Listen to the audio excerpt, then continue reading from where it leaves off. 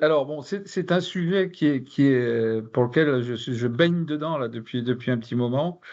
Ce sujet d'intégration de l'IA dans les entreprises et surtout d'arriver à faire comprendre aux chefs d'entreprise qu'il faut basculer. Alors, c'est un sujet que l'on traite déjà d'une certaine façon. Je regarde Thierry parce que nous sommes en train de lancer une formation conjointe TBS Nexus sur justement ce thème-là.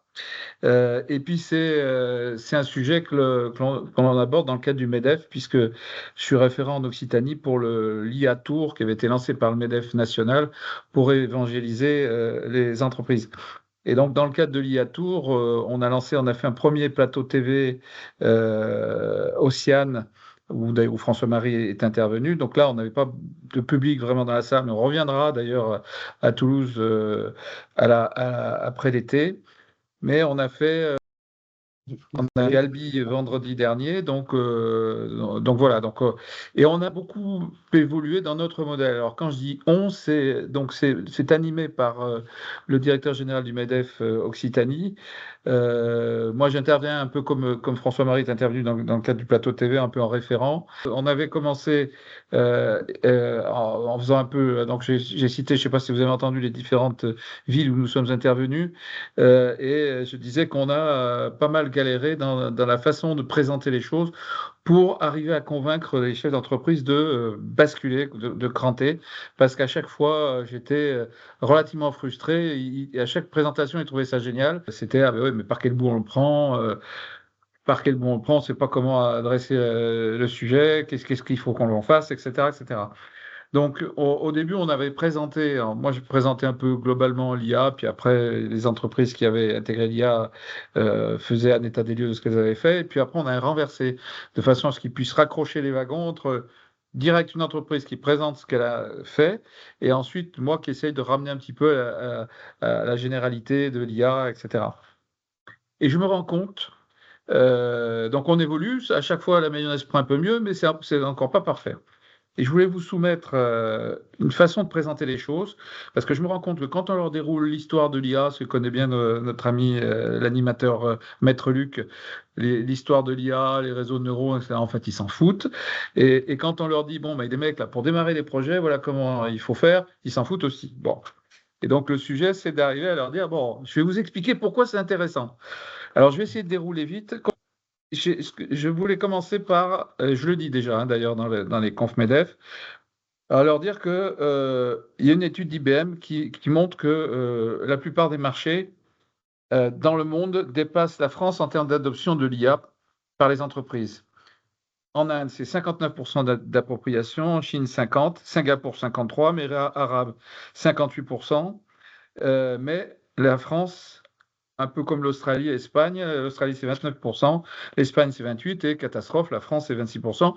Quand on sait qu'en plus, dans ces 26%, il y a la très grosse majorité qui est de l'adoption par les très grandes entreprises. C'est-à-dire que pour les PME, c'est un peu catastrophique.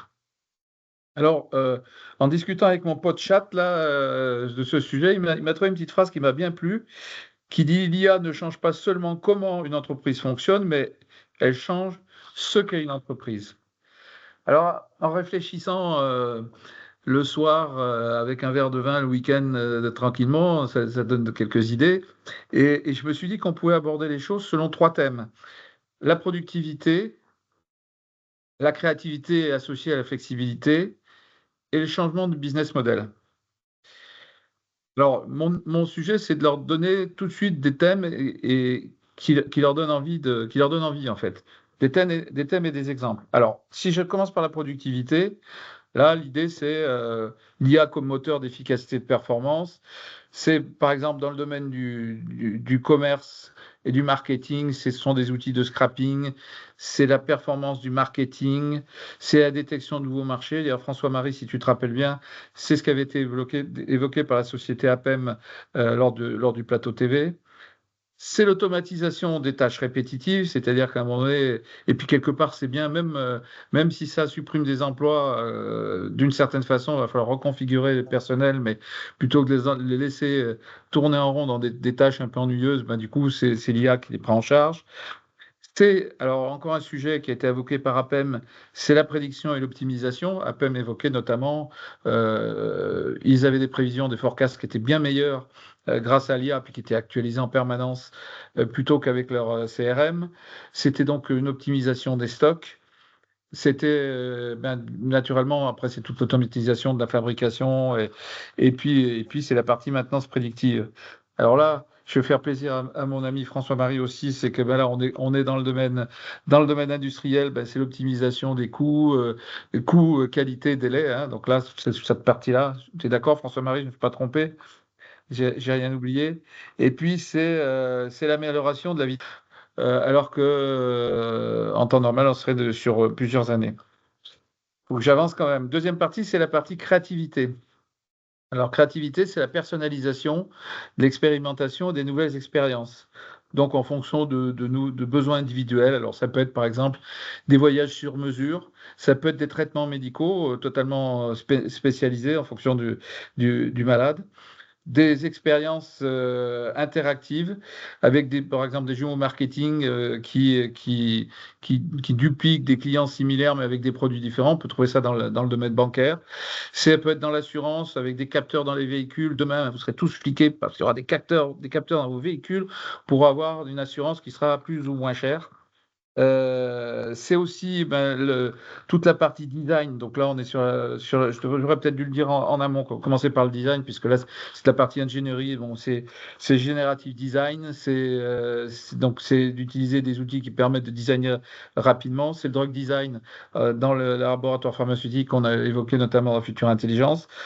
Voilà, c'est aussi la fusion entre le réel et le digital. Alors, par exemple, la réalité augmentée, les métaverses. Bon, on a parlé des jumeaux numériques, mais par exemple, ça peut être une visite virtuelle, des visites virtuelles pour visiter un hôtel à réservation et des cabines d'essayage virtuelles, hein, dans le retail. Vous essayez votre pantalon ou votre robe dans la cabine d'essayage, puis vous mettez tape devant vous une autre robe, un autre pantalon, et hop, automatiquement, vous avez l'affichage. Donc ça, voilà, ça peut être aussi la chirurgie en intégrant la réalité augmentée, etc. Changement radical de business model. Ça peut être la monétisation des données, de l'analyse prédictive, genre un constructeur auto qui revend ses données à un autre constructeur auto, puisque c'est une expérience qui peut être reprise, ces datas peuvent être réutilisées. C'est le cas pour Tesla d'ailleurs, mais ça peut être vrai aussi pour des modèles prédictifs dans les laboratoires. Ça peut être aussi, je l'évoque souvent d'ailleurs en conf, c'est arriver à avoir un prêt-à-porter sur mesure. C'est plus passer du prêt-à-porter à la vente sur mesure. C'est le genre des chaussures de sport, hein, qui vous commandez. Mais finalement, il n'y a plus besoin d'aller vendre des chaussures Nike ou Adidas dans les magasins, mais vous allez commander directement sur Internet votre chaussure avec le design que vous attendez, etc., etc. Et donc tout se passe en interactivité. Voilà, ça peut être des offres en temps réel en fonction des besoins des événements extérieurs. Par exemple, dans le tourisme, les entreprises de tourisme peuvent passer d'une logique d'agence de voyage à une logique de plateforme dynamique interactive avec l'IA.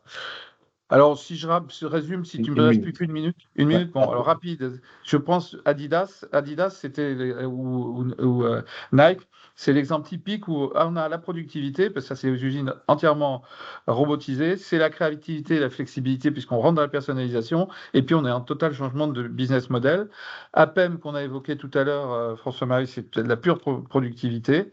Les agences de voyage, c'est les changements de business model. Voilà, je m'en arrête là. Je pourrais vous parler encore 10 minutes si j'ai bien compris.